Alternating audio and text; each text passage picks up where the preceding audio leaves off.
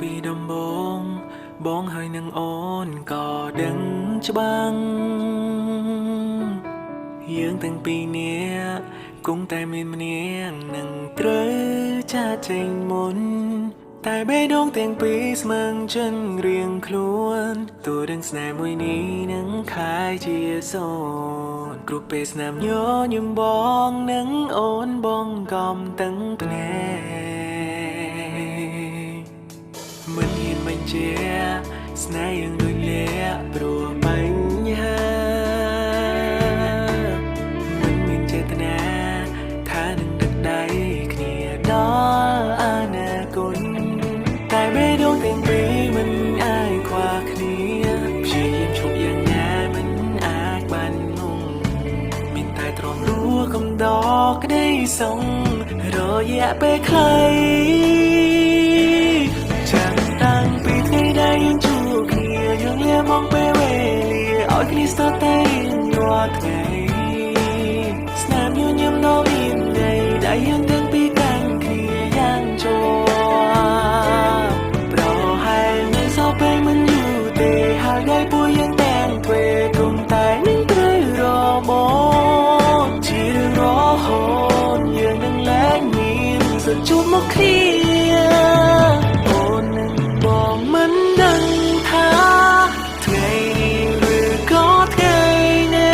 នឹងជាថ្ងៃចុងក្រោយដែលរៀបរាប់ជាសង្សារខ្លាយទៅជាអ្នកដទៃផ្សេងគ្នាសន្យាកុំយំណាត្រូវរឹងមាំណាជីវ៉ាមុនពេលយើងត្រូវជួបគ្រួសារបងក៏មិនតន់ទៅណានឹងគុំដល់គ្នាដល់ជួបគូ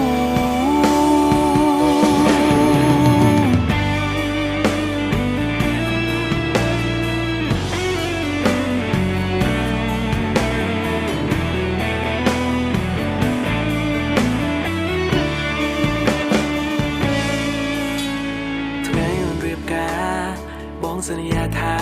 នឹងញញឹមអូនកុំបារម្ភបងនឹងជូនពរអូនមានក្តីសងនឹងគេស្រឡាញ់គ្នារហូតដល់ចាញ់ចូលរៀថ្ងៃក្រោយបងក៏នឹងត្រូវមានគូដែរអរគុណដែលក្បែរ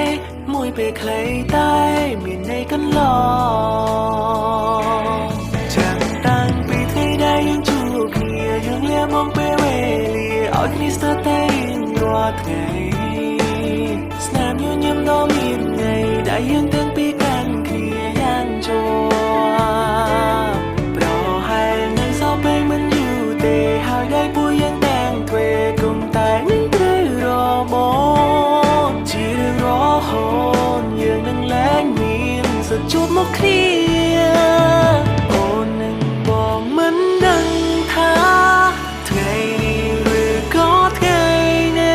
នឹងជាថ្ងៃចុងក្រោយដែលរៀបរាប់ជាសង្សារខ្លាយទៅជាអ្នកដទៃ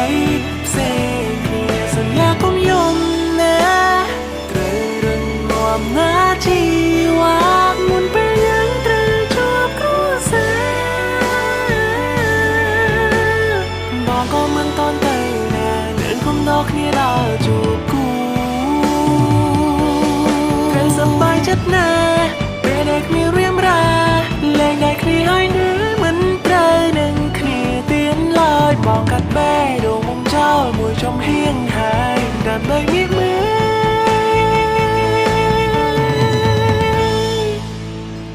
អូននឹងបងមិនដឹងថាថ្ងៃនេះឬក៏ថ្ងៃណានឹងជាថ្ងៃចុងក្រោយដែលរៀបរាប់ជាសង្សារខ្លាយទៅជាអ្នកដទៃសន្យាកុំយំណា